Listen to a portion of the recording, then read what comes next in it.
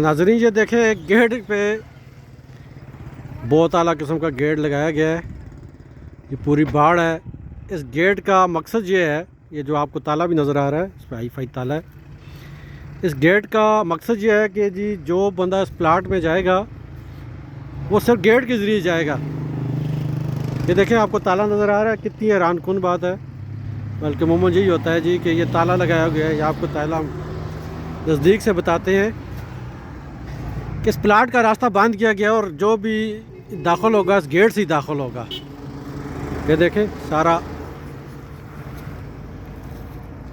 मगर साथ हम आपको एक और रास्ता बताते हैं।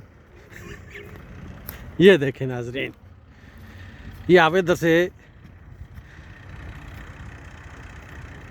कहीं से भी दाखिल हो सकते हैं, मगर पाबंदी है कि जो भी दाखिल होगा वो इस गेट से दाखिल होगा। ये देखें, पूरे इलाके में ये वाहिद गेट लगाया गया है कि जो भी शख्स दाखिल होगा इस गेट से दाखिल होगा। यहाँ से दाखिला मना है। ये साइड एरिया से आप इस ग्राउंड में, इन खेत में नहीं दाखिल हो सकते।